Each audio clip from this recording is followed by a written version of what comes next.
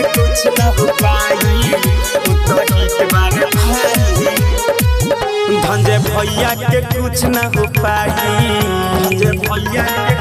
धंजे भैया के कुछ ना हो पाई तो हिट बारे भाई धंजा धड़कन के कुछ ना हो पाई तो हिट बारे भाई बिहार के शान बाहरे उ सबके जान बाहरे बिहार के शान बाहरे उ सबके जान बाहरे आ कुछ करबो त उनका ना बिगड़ल जाई अरे यार धंजे भैया के कुछ ना हो पाई धंजे भैया के कुछ तो हिट बारे भाई धंजे धड़कन के कुछ ना हो पाई तो हिट बारे भाई हिट बारे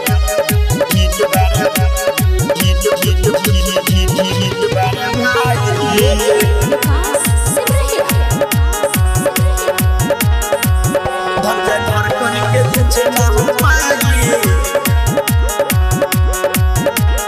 हिट बारे भाई पिया को पर देश जैसन हिट गाना ले एकरा बदले बोल ना तू उनका कथी दिल है सुन न रे कथी दिल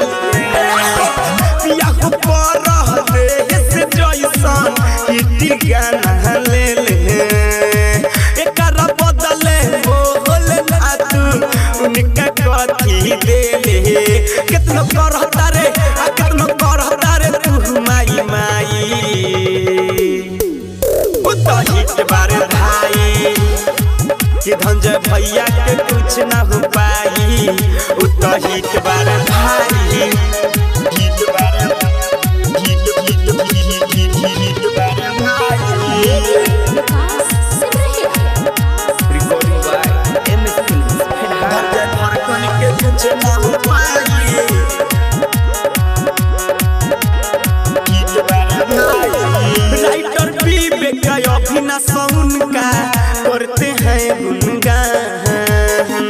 खाली तो भाई यह सुख दीवाना का वही है बस जान वही है बस जान राजनी के सतकुमार सतीश करते हैं गुनगान विकास राज पपी की विशाल का वही है बस जान उनके खातिर हम लड़ जाई तो हिट बारे भाई कि धंजे भैया के कुछ ना हो पाई तो हिट